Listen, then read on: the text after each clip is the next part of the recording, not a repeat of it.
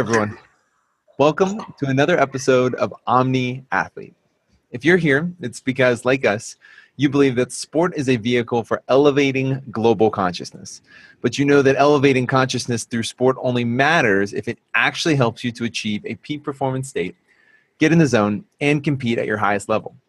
We created this show to highlight the highest achieving mind, body, and spirit competitors to unveil for you the side of sports that most never see and rarely know exists. Okay, so today's guest is a 5-time national champion coach, 4-time National Coach of the Year, was elected as a member of the American Volleyball Coaches Association Hall of Fame in 2011, and holds the distinction as the only coach in the history of his sport to win a championship in his first year at 2 different schools. And just in case you wanted to gloss over the first few points of his resume, today's guest has not only lived and breathed the pinnacle of being a repeat champion, his teams made the postseason all 32 years he coached, the hallmark of what it means to be truly great in the ultra-competitive and ever-evolving world of college athletics. Despite what would appear to just about any other coach on the planet in any sport as success worth leaning on when making decisions and leading, this coach has built his very philosophy on learning, listening, and an unmatched attention to detail that's allowed him to consistently set the bar higher and higher for his team and himself. Maintaining a beginner's mind has allowed him to fall deeply in love with the process that is the art and science of coaching. It's my pleasure to introduce to Omni Athlete, the freshly retired championship head coach of the Stanford women's volleyball team, John Dunning. Welcome to the show, Coach. Thank you very much. It's a pleasure to be here. So, I think one of the first places that I wanted to start after doing some research on you is really understanding the role of relationships in helping athletes achieve peak performance, right? For you as a coach, what is it that you tried to do in terms of cultivating a relationship that could help them succeed? It's something that over time has actually changed. The relationship I might have had as a coach when I started out in high school or college was different than it is now that I'm super grandpa. So the idea of what I might decide what a relationship is versus what an athlete who stays the same age every year might deem that relationship to be. They're interesting and probably elusive. I think you don't always get to be the same. One of the things I think about a lot in terms of relationships and performance is, if you pick any one of the amazing people I've had a chance to coach, and how lucky is that to have coached more than one Olympian? It's crazy, a lot of them. When they decided to come to my school to play their sport that they love, and they knew they were going to play beyond college or high school, and so certainly for me in college, beyond college setting, they want to be one of the best players in the world. They're putting themselves in my hands for that development to happen. It's true, if you're playing at a high level with high level people in the gym with you every day, you can get better and better and better.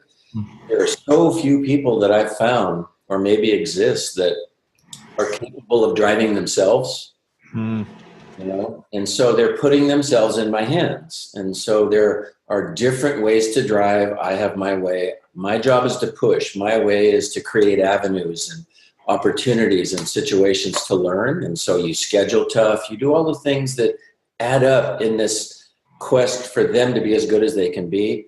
And the whole time you're walking down this balance beam, because if you don't drive them, they can't get there and they'll be disappointed. If you push too hard, you risk losing a relationship, which is why I brought it up right now, because I think it's one of the key arts to coaching.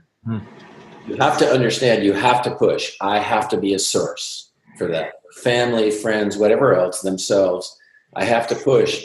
If I push too hard and there's no relationship, it will not work. Right? If I don't push hard enough, you won't be for the relationship. They're not going to like it because they're not going to get there. And that's part of the relationship part of coaching that I think I grew to understand more and more the longer I coached, and how hard it was, but how important it is. You've said before that, one of the challenges with with coaching at the level you do, right, is that your job is measured by wins or losses, right? That's your measuring stick. And yet when you are coaching, your job is to always make sure at the end of the day that the players know that you care. Yeah. Right. So what have been some of the techniques or just experiences you've developed that allowed you to walk that fine line that you're talking about? Because that's incredibly challenging at whatever level you're coaching. Yeah, you recruit an athlete and they play for you for 4, maybe 5 years. And they are going to be highly emotional, highly invested in how well they play, how well their teammates play, how much we win. But then everybody thinks about, gets athletes to look back in their career to what they've gone through and what sticks with them. And it's the relationships that they have with people for life, no matter who it is. Ask Michael Jordan, ask whomever, and he doesn't tell that many stories about the championship. He tells the story about this teammate who was this way or what happened between them. And so the relationship has to occur for it to work, and it's what we all crave because we want to stay connected with people for life. The athlete who gets lucky, works hard at it, will have friends for life from their athletic and or school experience. And as an athlete, you get 2 tries: the people you know on campus and the people you know in a very intense way in your sport. You're lucky, and it's such an exciting thing if that happens for life. And that's what we all want to have happen. And it's elusive. You have to work at it. It's like everything else that's good in the world that you would like to buy more of and have more of. It's what you seek, and it's really important.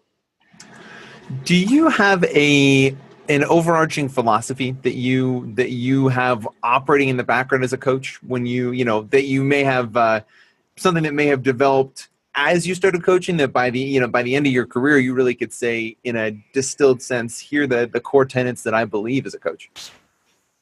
It's evolved.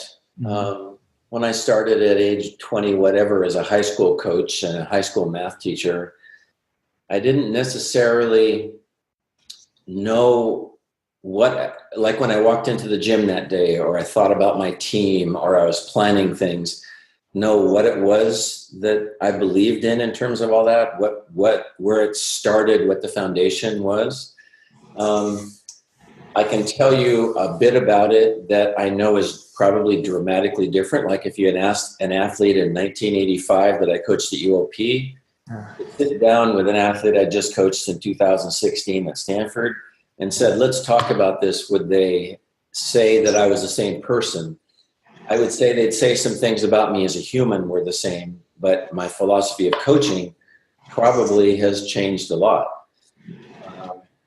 And one of the things that there's so much science involved in helping us, I don't ever want to downplay that side, but the art to all of this is so critical, so important. Right now in this day and age in our world, the idea of team chemistry and or team culture, that has to lie. It's like, where does that come from?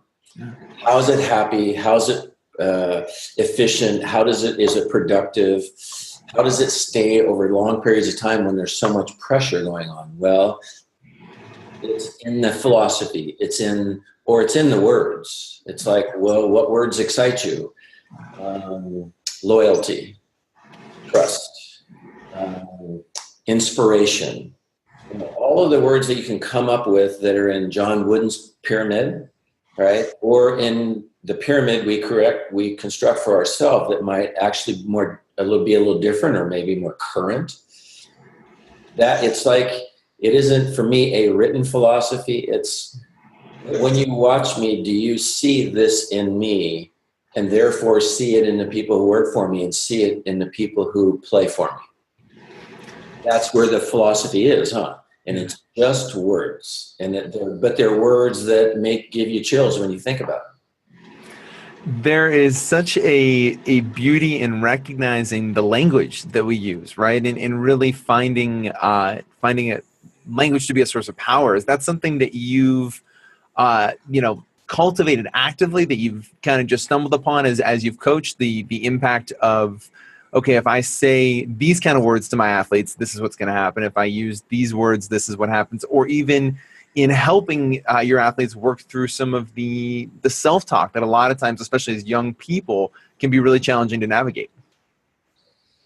There was a lot to what you just said. different ideas, I think. Pick one thing out of all that. Let's start with the language that you've developed first. Okay, so one of the things I've always believed in that has to do with language and tone and organization, all kind of all wrapped in one, is, let's say practice is important.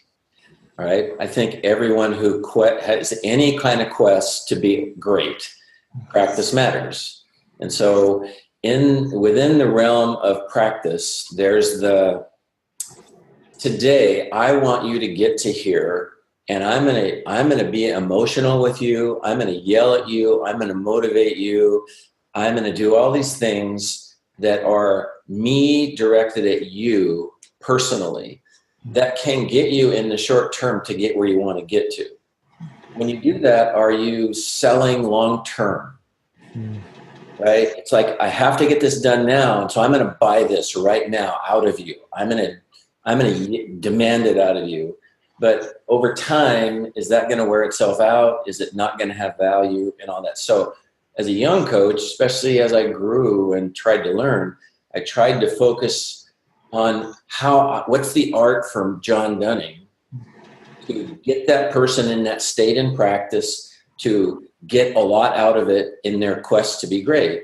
And it's in how you design a drill, so no one has to say a word even. Here's what we're doing. Here's what you have to do. You're going to be held accountable because this is the score. We're going to have a winner and a loser, and let's go. Without saying a word, you can get someone, all right? You can get someone to have the same kind of or added focus to that by talking about, you have to be a teammate right here. Part of your responsibility when you walk into the gym is how you play and how you help your team outside of how you play. Like, what do you bring to it as a person that motivates the team or motivates everyone around you? Right? And so that thing that you bring really matters. Then there's my body language. People look at me in practice. The tone, the look at my wife says, don't use that look. It'll hurt people. It's too intense. More so than what I say. Then there's words like inspiration and motivation and things that lie in that area. That adds on to it as well. And then I think there's the consistency of language, the effect it has on us. Like these words that repeat themselves. Like, let's say skills matter the most to you. To be great, you have to be great at skills. The words that surround all that, I think they have to be ever present. Right? They have to be. The athlete is always hearing those things in their head, right? And so let's say you know anything about Penn State volleyball. We played against them. They're an amazing program, successful. They had a run where they won like how many 1,000 championships in a row. All right. Well, when you watch them play and you listen to their coach talk, the thing that is always there is competition. They don't do anything. They don't breathe. They don't eat. They don't compete. They don't practice. They don't play with that thought not coming to their mind. Now, does that mean they're going to give up other things? Because you can only emphasize so many things, right? And so for them, that language is always there. It's unspoken, it's spoken, it's ever present. Well, for another coach, it's a different thing. Sure. It's we're going to be great because we're going to love each other. We're going to be great because we're the most skilled team. We're going to be great because we study the game better and we know our opponent's weaknesses. And so it's all based in language and how you sort it out. And for what coach and what group it's the most important way that they all add up. And our sport is so cool because I call it a sum of sport. which means it's not just this or this or this. It's the sum of all these things that add up because you're so close together on the court. Half the problem is getting out of each other's way or playing next to one another, and it all affects one another. So it's all language based though, and you have to be good at it to have it add up to be a lot. So you said something in there that I think is really interesting, right? Competition. And so I have a two-part question. I'll start by just the first piece of it being, how do you develop a stronger sense of competition in your athletes if you're a coach?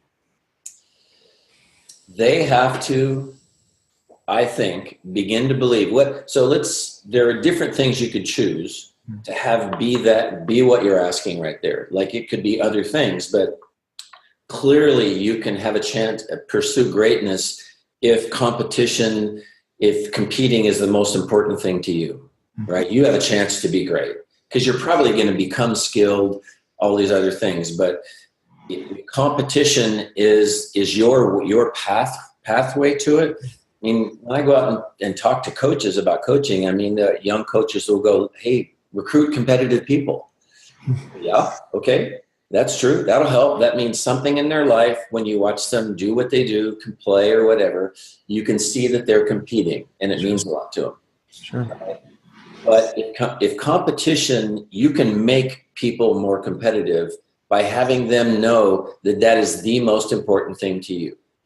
So to compete, what does it mean? Well, my definition of being the most competitive volleyball player is the person who is the most ready, the most often to play the next play. Right? Other sports, it may take more physicality, more anger, whatever. In volleyball, I think it can be calculated. If this play, you look through the net.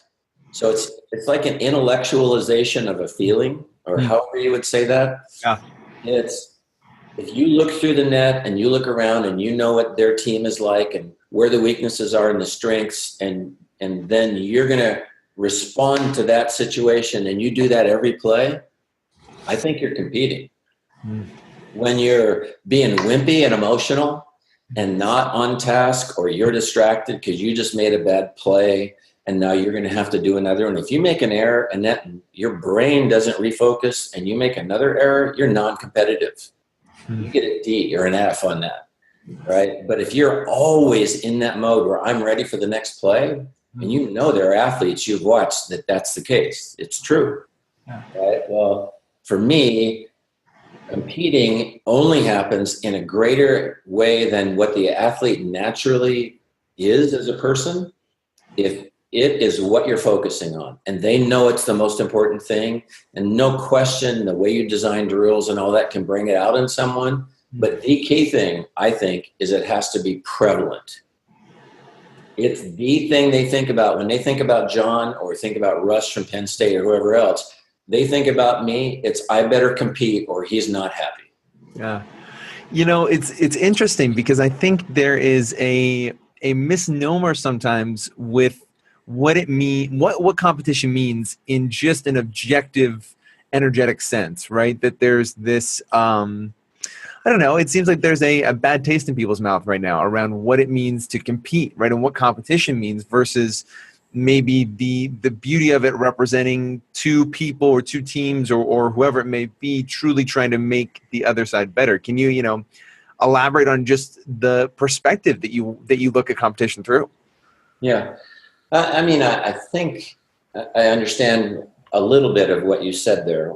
You can bring me down a different pathway if you want to. It's like when you look at a defensive back in football and you watch them annihilate a wide receiver when they just could have tackled him. Is that how you're going to define the most competitive guy or the most competitive person? Or in hockey, the guy that, is just abusing people when they don't have to at that level. It's going to be physical, but does competition come in and you see it because it's the guy that's always yelling at the referees or the guy that's yelling at their teammates because they're showing it the most, or they tear the net down out on the beach because of a bad play? I mean, it's like there are a lot of ways that the world portrays what it means to be competitive.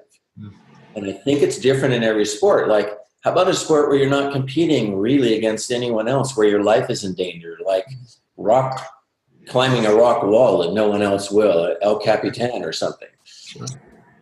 And you're purely competing against yourself. That person rarely, I think, cares whether someone else might come climb the wall. It's, I want to, and it's me against the wall. And I'm going to, in the moment, have to be, all the words have to come together, being competitive being one of them. To even want to do that.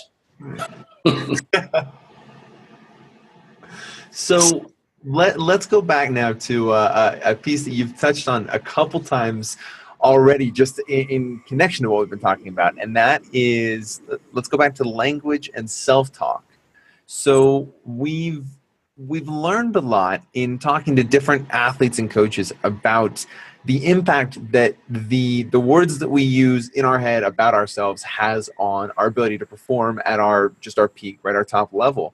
And I'm curious, what have you seen, experimented with, and done to try to help your athletes work through some of the demons, if you will, that often are the way we talk about ourselves in our head?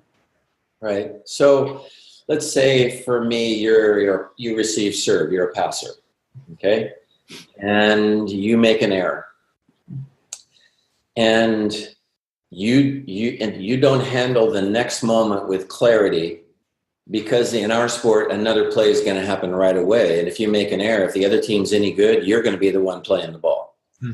Right. And so in your mind, and you make that mistake, and let's say I walk out to the court and call timeout, and I say, let's chat for a minute. You just yesterday in practice passed 100 perfect passes. And now you're going to tell me that one pass is going to make you doubt yourself. Okay. We need to talk about that and where belief in oneself comes from, right? We practice for lots of reasons. Maybe you're not understanding that one of the reasons we practice is to develop your belief, right? And if you believe in yourself, then you have to understand, you have to wear down the idea that you need to doubt yourself. Okay, you have to wear it down and just rub that rock wear the rock down over time. And the great people, when they make a mistake, they're not approaching the next play like they doubt themselves.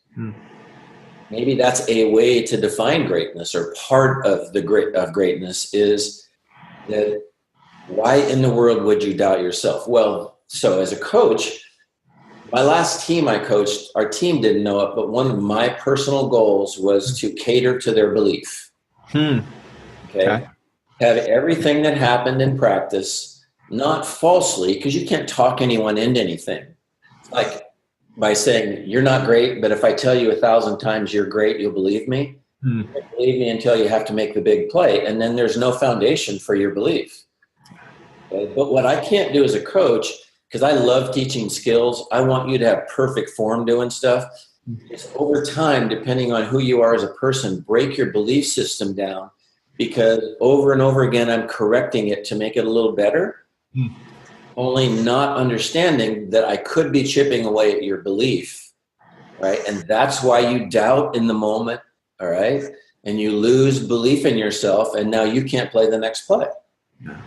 But for each person, it's so critically different. I mean, I know a golfer who's told me a story. He's a great player. He got to a point where he could not take the club back and walked off the course. Wow. So that's a huge extreme, but it's not the only story that's ever been told at that sad level. But what happened in that person's life where belief didn't get solidified, right? And so I think we're talking about performance, the things that go into performance. And for me, one of them is what can I do? How do I approach the fact that each player and or the team believes in themselves enough? Because all pressure is a distraction, I think. When you get to the Final Four, there are all kinds of distractions, okay? And one of them, maybe the highest level one, is pressure. It's just distracting. It's designed and happens in a way it distracts your brain from focusing and believing in what you're going to do next. And it's like the egg gets cracked because I make one bad pass. No, it doesn't. Well, but I haven't been tested at this level yet. That's why the team that hasn't been in the Final Four for 4 or 5 years or ever, they get to the Final Four, everyone doubts whether they can handle it. Because until you've had that test, how do you know? Right? Well, it's that belief system, I think, is just huge. What would you do with your athletes, and and what worked and what didn't when it comes to helping them relax in those pressure moments, right? Because it's so easy to get, even if it's not the Final Four, even if it's, just the middle or the end of a big game, right? In the middle of the regular season, right? There's such a natural instinct for us as human beings to create that sense of pressure inside ourselves. So what would you do as a coach to, especially before games, help them go into those games with as much, relaxation and freedom as they could have?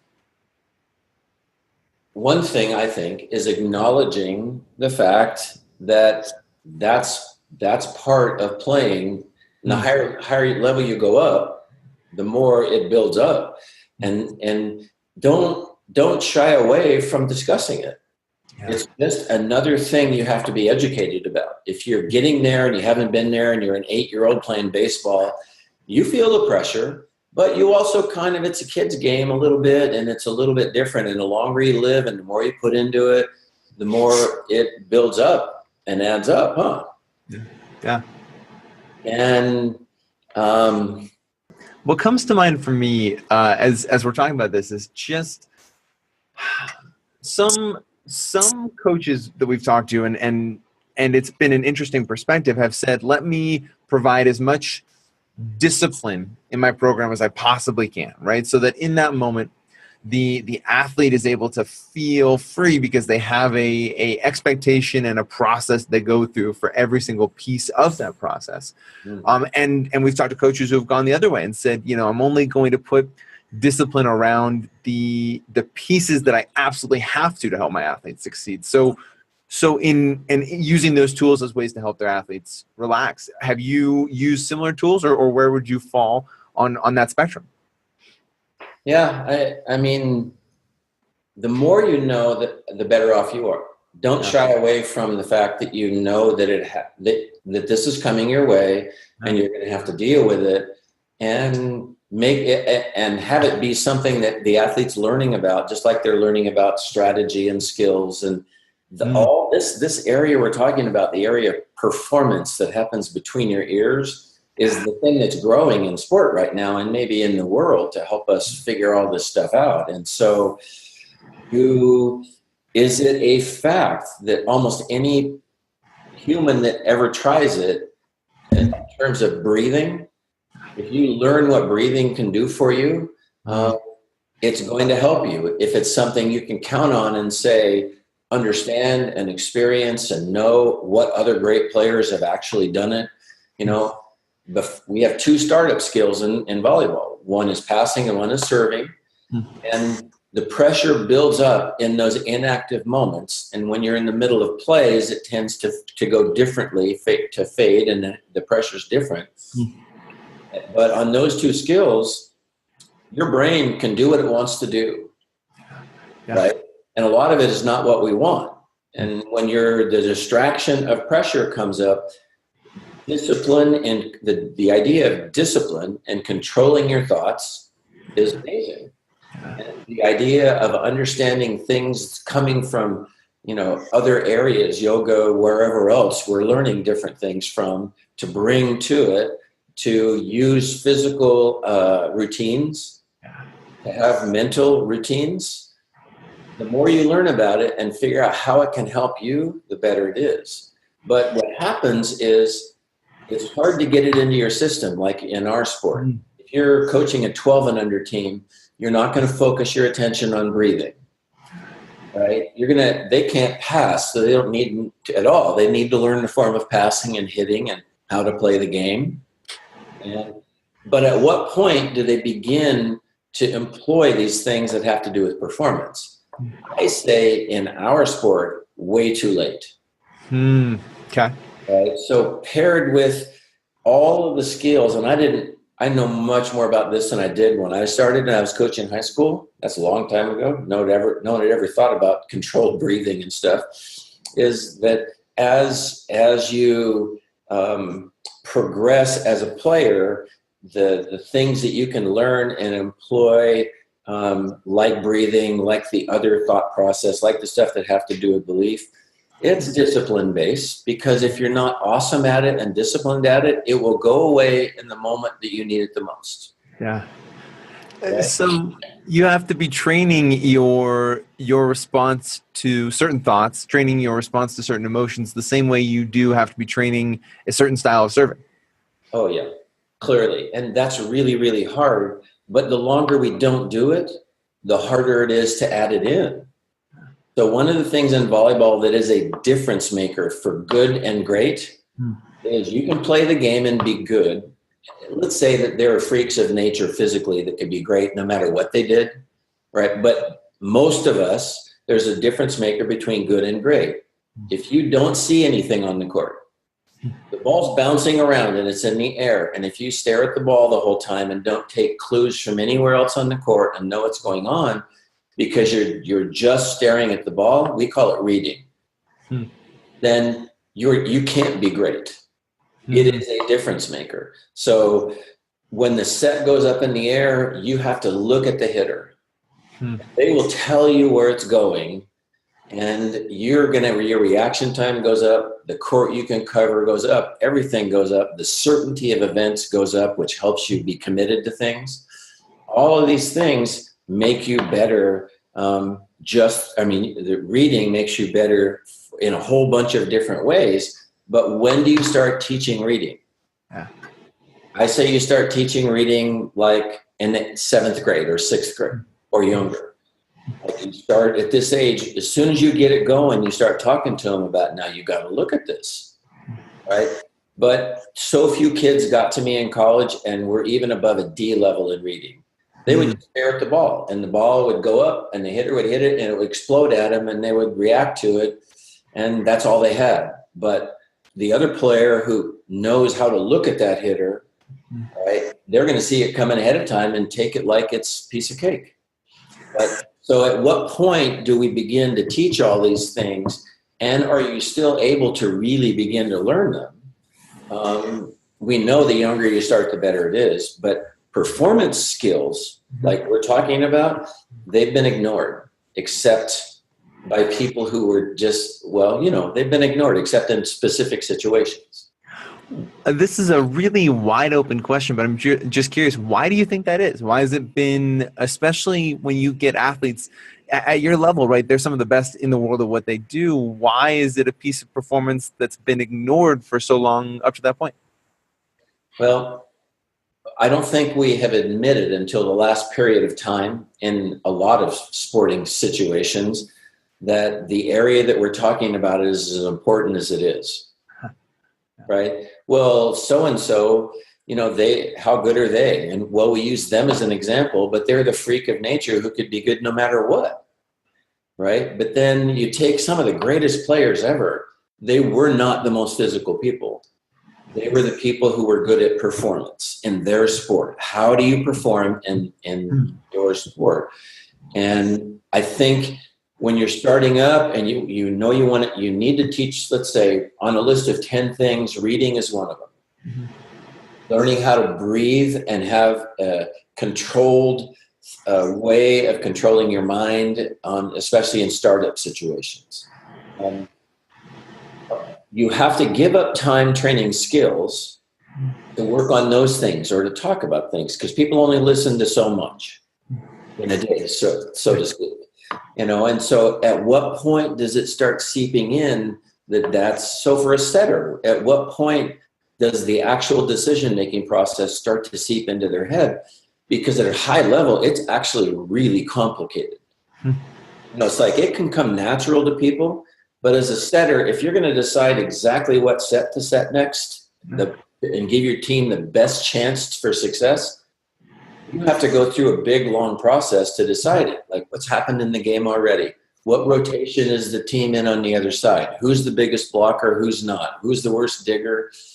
Which hitter is hot right now? I mean, it's all these things, but that's a very advanced thought process. And we go, well, that's her. She's played volleyball a long time. That's just her. Well, yeah, maybe, but could we enhance that too? Could we take her to the next level because she's just learned it and we could teach her a lot more? It's this area of performance. We're going to get better at it in every sport.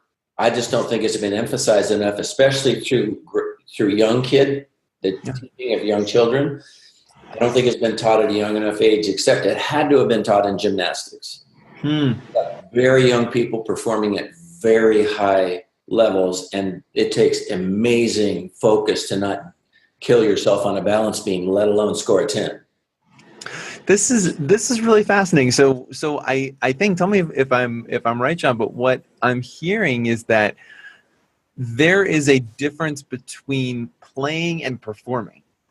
And I would love for you to dive a little deeper on that, because I think a lot of coaches would not be able to separate those two. And certainly as an athlete, I know that's always been a hard one for me to separate personally. Right. Yeah, I think performance, the performance skills are becoming more and more important. For one, the performance levels in all sporting activities are going way up, right? And so as you go up the stairs, in your sport, and you're performing better in high school, then in college, then internationally, whatever, it's so hard to go up a step. It's like, how many more balls can you practice just your passing form, just passing, that are still really making you better? Or could your thought process, how you're controlling your emotions or using your emotions, and how you're using your teammates to help you, how much better could that person get? Or is that the only way they can actually go up to that 25th step? Because you've worked so hard to get to 24, how could you ever get better? This is exactly the area where it's happening. So for example, sorry. No, go. I coached a player at Stanford for one season, my last season, and she's played right side setter her whole life. Phenomenal at it. We had to change our team. I made the choice to move her to the left side. High belief in herself, playing in the position she's always played in. Now she's going to be a left side hitter and a primary passer. How are you going to play at the highest level against the best teams, eventually in the Final Four and the championship match, with no experience behind you? Really, really hard. She's drawing on all of the experiences that she has over here for her life. And it's the same game. It's everything. But we all know, if you went and played catcher your whole life, and they moved you to third base or to left field, there's some stuff to learn. Right? Well, over here, never doubts herself, in my opinion. We move her over here under pressure, and she might make a bad pass. And sorry. No worries. She might make a poor pass.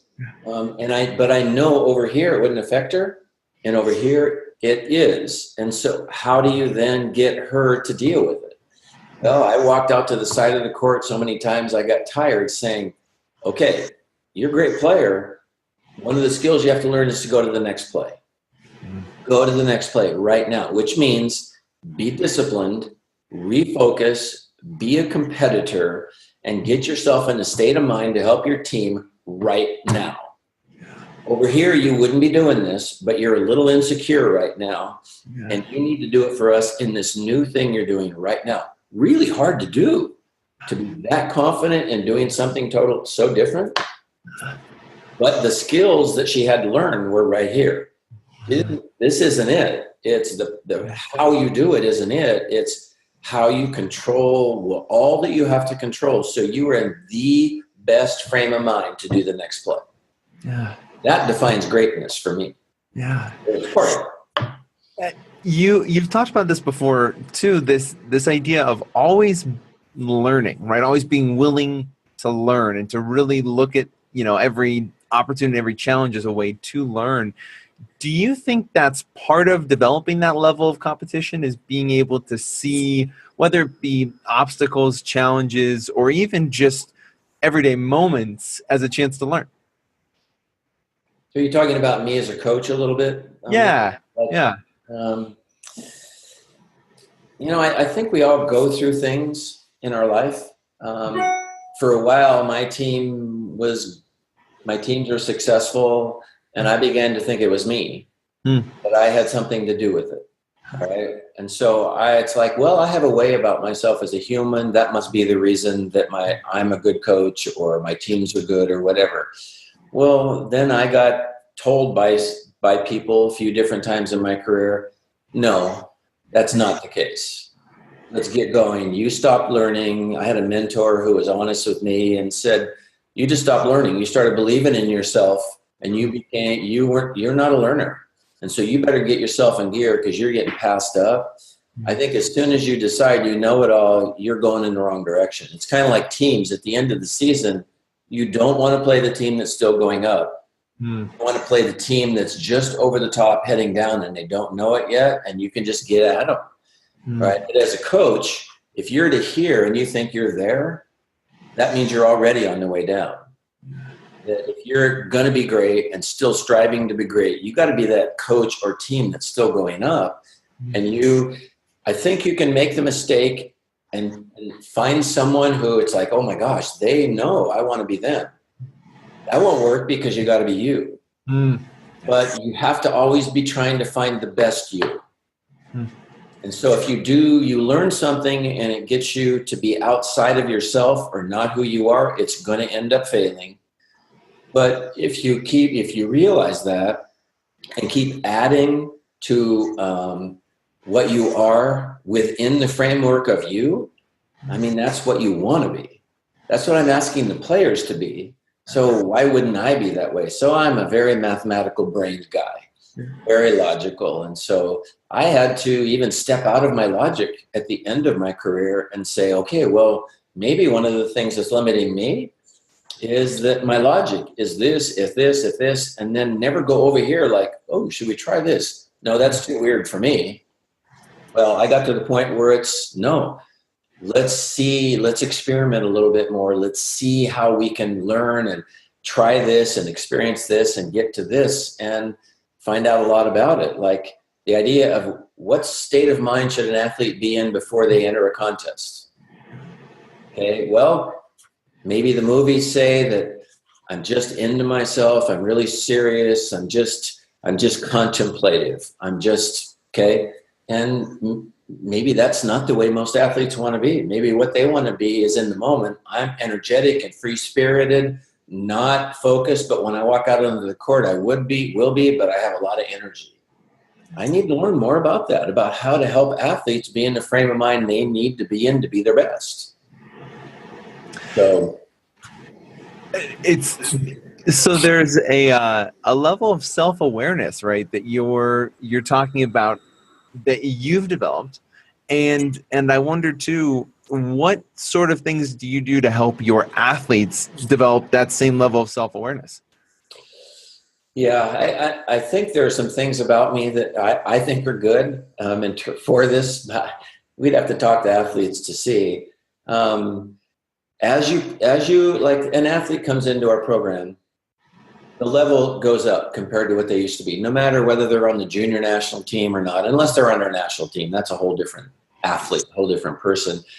They come into your program, they're going to find out that they have things that they have to learn. And so what I think, for me, what I want is an atmosphere in the gym, a climate in the gym that says, ask the question. That one of the most respectful things anyone can say to you is, what's your volleyball IQ like? Okay, how much do you know about the game? And so I let them know right away that I'm very respectful of that. I put that at a very high level of what you know helps dictate how you're playing all the time, or not. There's some people that play that don't think about it a lot. I think they're limiting in a lot of ways how good they could be by not knowing more. So basically what I do is ask lots of questions. So I think one of the keys for me as a coach to be good is when an athlete says, why do I have to do this? Or why does this situation dictate this? For me to know the question to ask them back, not to give them an answer. That if they say, why this? And you say, well, have you thought about it this way? To try to get them to come up with the answer or understand being inquisitive is crucial. I want to keep knowing more and be an expert in my sport, which I think we all should want. Yeah. Right? To keep asking the questions, it's like the Socratic method of coaching or whatever, is just keep asking, but you can't do it if you don't know what questions to ask. So you got to think about it. Well, for me, that part was easy, and I had to tone it down even, and sometimes just tell them, because they just would stop asking because they knew I was going to ask back, and they didn't want to be put on the spot. It seems like it would be so challenging, and I say seems like just because knowing that you are in such an ultra competitive environment, that your job is on the line to produce, right, and to perform, it seems like it'd be so easy to just respond with the ego that says, well, just do it this way, right? Well, just, why aren't you doing it this way, the way I've showed you, I've coached you, I've taught you. That takes a lot of self-restraint to ask the question first. Right. So I referred to this earlier as well. I call it selling the future for the present. Yeah. And it applies in a lot of different ways. So in the moment, because I'm impatient, I've already said it too many times, or I can't believe you don't already know this, I'm going to say, just do this. All right. You're going to get them to do that in the moment. More than likely, they're going to resent it because you're like the enforcer. You're making them do it right now. Only if that's not the way the learning process is really going to happen. If you take them through a process. So that's why the process, we keep talking about it so much, because it matters, but it matters in this sense too. If in the moment, maybe my response is different than that, it's ask a question or it's say something that will make them think, maybe I'm selling the president a little bit short and not making that next play perfect, but it's setting up the tone and the possibility for in the future, they don't have to ask the question because now they know. And that's where the process is so valuable. But if every time you turn around, your impatience or emotion or whatever is selling that future learning opportunity that's going to happen if they go through this process, because you need to have them know it right now, whether they understand or not. Yeah. That's just a big part of teaching, and it's a big part of learning. We call this show Omni Athlete, and one of the reasons we do is because we see sport as a vehicle for something bigger than just learning how to play the sport that it is. And so one of the questions, as we kind of start winding down a little bit, John, one of the questions I would have for you is, how do you think sport elevates consciousness? What does that mean to you?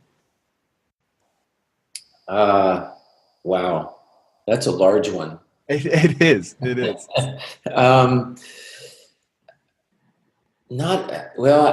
think I would think it of in terms, because I'm so stupidly logical and mathematical, is in how many ways is it? Like quantifying it. It's like, in what ways are you learning? Are we looking at the world and our society right now in our country as saying, maybe people aren't displaying resilience the way we want to? Sport, if you focus on it, can help you understand how to be more resilient. Now, if you choose to compartmentalize that and not learn for life from it, that's the fault of the teacher. If we take the time to say, no, I believe that the reason Stanford University ultimately has an athletic program at all, they don't need advertising, right? Is because of what we learn in sport, different than what you might learn if you didn't participate in something like it. It's competitive, right? The things you learn about leadership and team and dedication and discipline and all those things that you can learn in other ways. But in this picture that we have that's very non-threatening, I think, non-dangerous, you can focus on all these things that can help us in life. If the idea of resilience, the idea of the respect for people around you, that one of the ways we look at an athlete's responsibility when they come into our team is I'm going to do the best I can to hold you accountable for how you play. In other words, I'm going to help you get better as a player. You want to get better as a player. We all know that. All right. All teams should be catering to the idea of the whole package is to get you better as a player.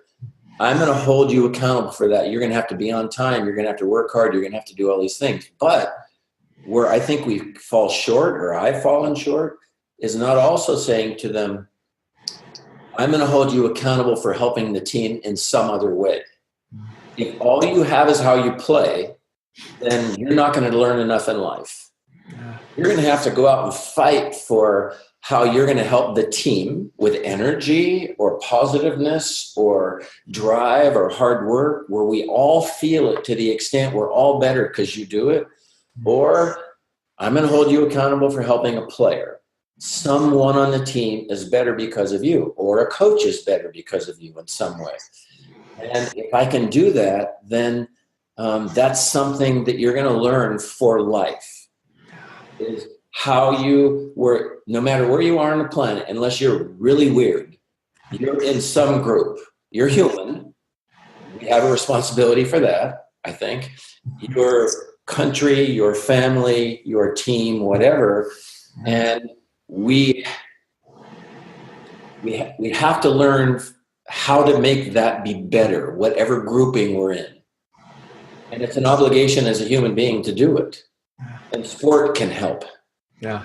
Because you're in groups. Even if you're an individual sport athlete on a tennis team or a golf team or a gymnastics team, you ever watch gymnasts and how they emotionally work on each other to believe in themselves and compete right now? It's amazing. And she gets to play and I don't. That idea, but they still, this amazing spirit, even though it's because it's a group of people that's trying to force itself to a higher level. I truly, truly believe in all that stuff. It's incredible, John. Before I ask my last question, if these guys want to connect with you online or just learn more about what you're working on now, where can they go to find you? jpdunning@icloud.com. Love it. Awesome. So our last question, which is going to work really well in tandem with the one we just talked about a moment ago. What does it mean to you to be an Omnicoach? Yeah, I think it's like imperative. Yeah. We're finding ourselves where we are in the world we're in. Yeah. And this is an experience that in our country, lots of people are choosing. Enjoyment and improvement of self through sport. The obvious ways to help oneself are what most people end up teaching. And then when we find someone who's really good at it, who's like a Zen master at it or whatever, they're not talking about the same things. They're talking about only things that have to do with the imperative that we help the world right now, that we improve ourselves in a way that we're helping the world. Even if in the moment when I'm 10, it's the world that's just around me and the little world I'm in, my family and friends and a team maybe. But the things that we know are happening on our planet, I mean, this is big stuff.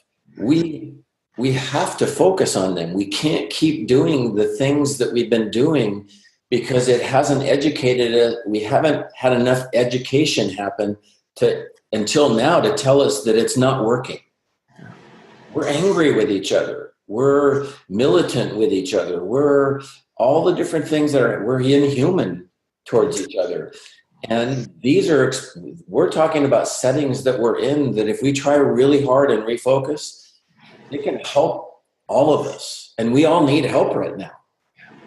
And so for me, I totally believe in this. And maybe somebody I coached 30 years ago would say that I never heard that stuff out of your mouth before. Well, the world is different in the last 30 years. And the need for us to be so much better with each other, how we affect one another, how we talk to one another, how we make each other feel, those things will all help drive us to a higher place, performance.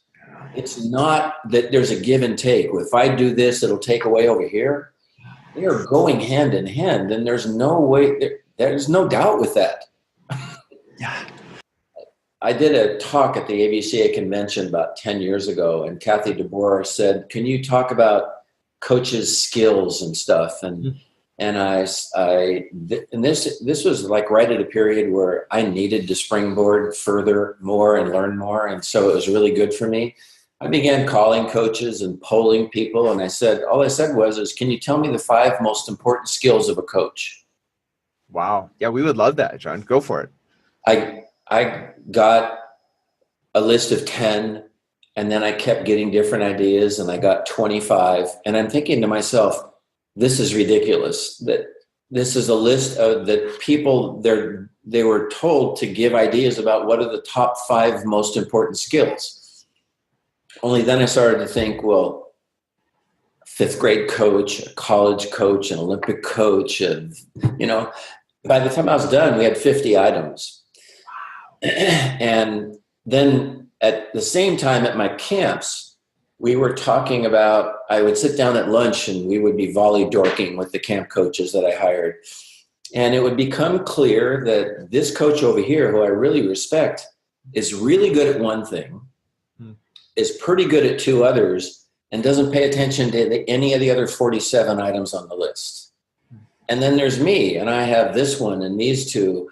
And we're all very similar, that we're all very partial coaches. Now, a super skill can make you better than everybody else. Like, I think Steve Kerr has some super skills as a coach, as an outsider just looking in. Sure. And maybe he doesn't even need all these other things. And he may have all of them. I have no idea. I'm not there. I'm just a fan watching.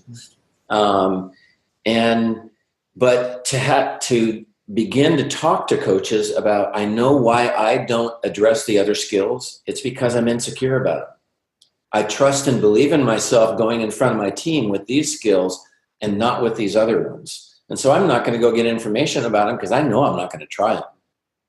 But then you run into Penn State, Russ Rose, and you go, I need to know more about competing. Yeah. I need to know how they do it, how it works, why more that I can get my hands on.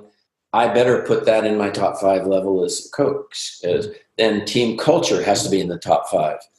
But what were early as a coach, the only things I understood were the hard skills, as you referred to them. That's it. I had no application, understanding, investment in soft skills. Maybe they happened because it was innate for me for some reason.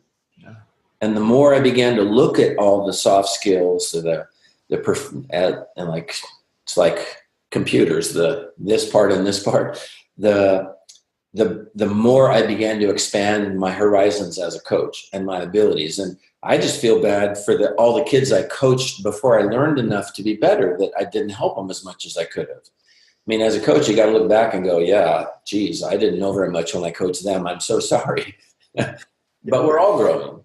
But the idea of what skills are the most important, what skills actually exist, and then having the guts or whatever to go say, I'm going to grab onto these and learn them, and I'm going to bring them in, and because I owe it to my team.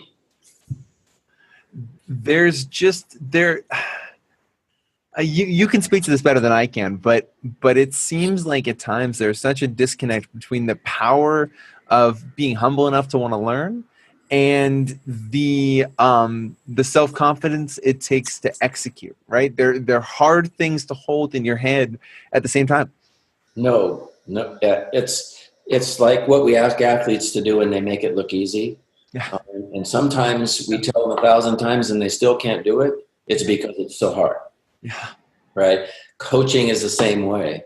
I am who I am as a human, and this is easy for me, and it's hard for her or him, right? But there's something easy for them, and it's hard for me because of who I am and how I operate.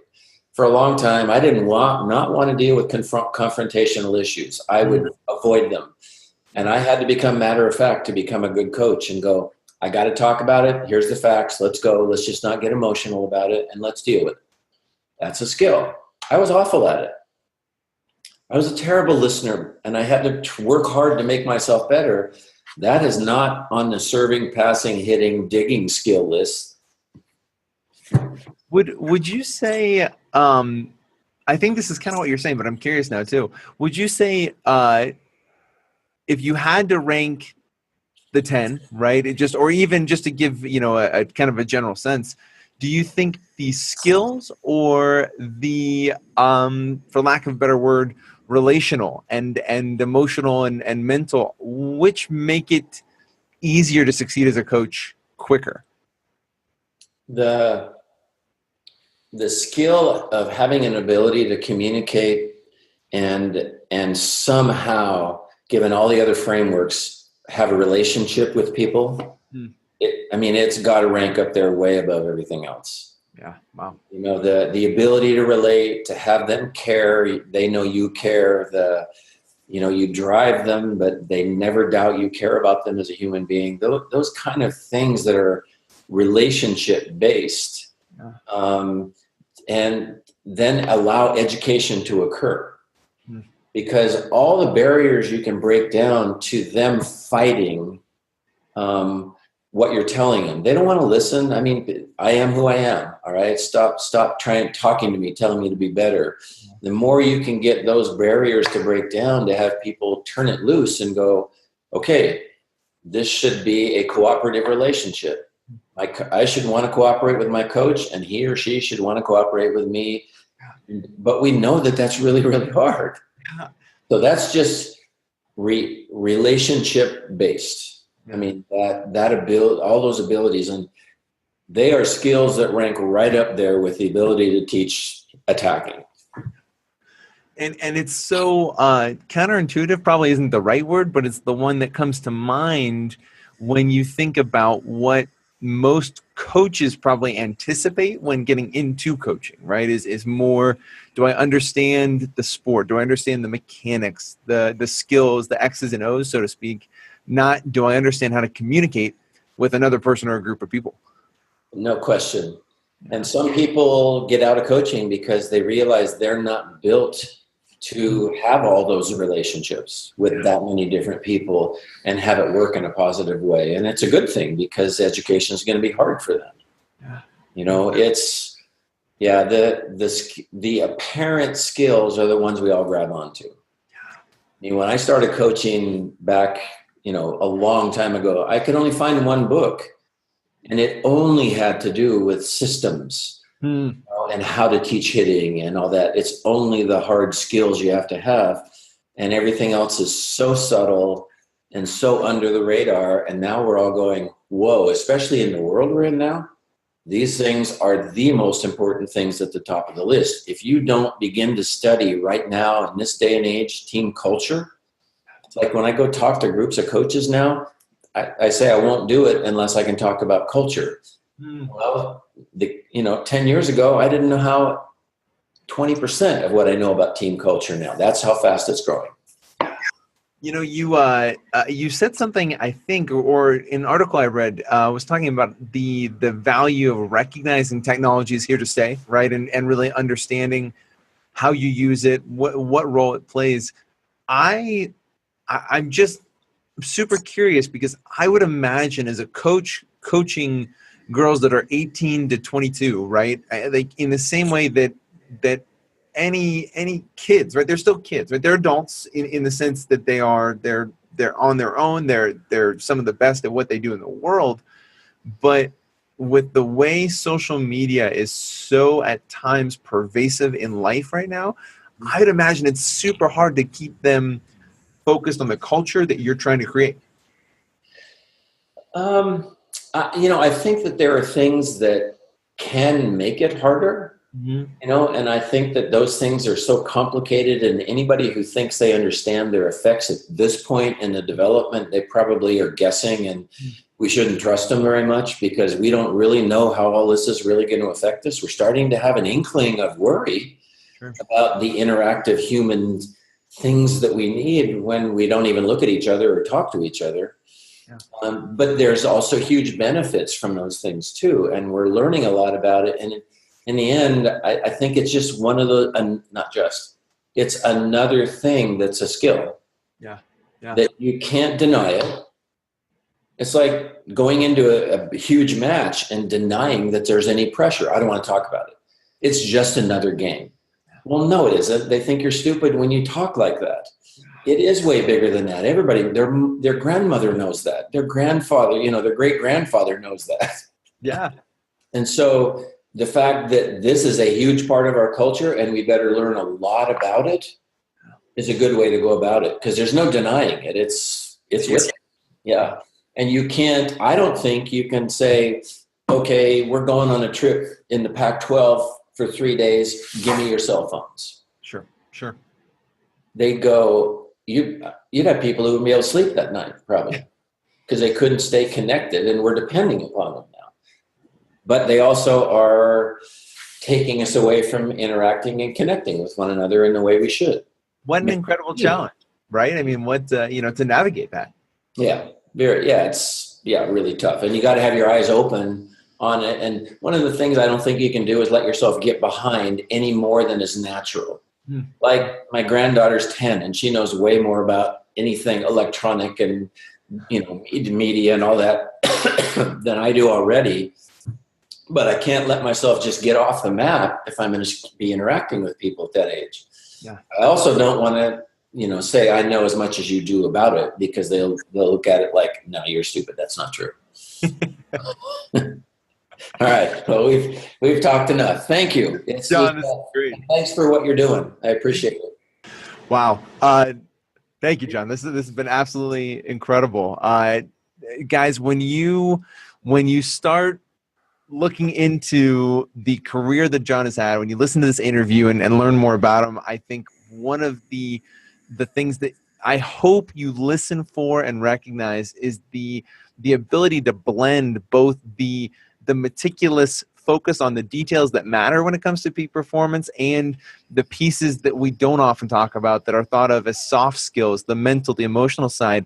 As a coach, as an athlete, we have to blend them all together. And what you're going to see when you watch this interview, when you learn more about John's career and what he's done, is that he's found a way to build a philosophy that supports the blending of both rather than one over the other. And it's absolutely critical to achieving peak performance. So thank you guys. Stay tuned for another episode.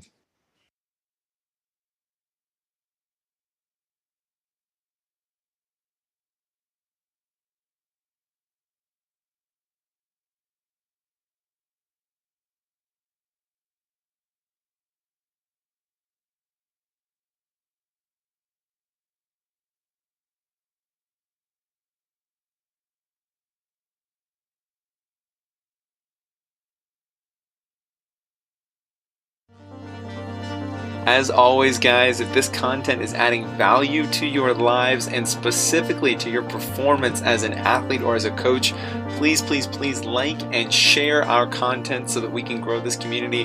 That's what we're after right now, is just growing this community and helping as many athletes and coaches as possible access the teachings on peak performance, mental and emotional self-management, spirituality, love, achieving what it feels like to be in the zone and in a flow state, and everything that it is to be an Omni athlete. We want to get this message out to as many people as possible, and we need your help to do it. So if it's adding value and it is truly helping you as an athlete or as a coach, please like and share this content. And until next time, guys, mind open, eyes wide, feel into it, play.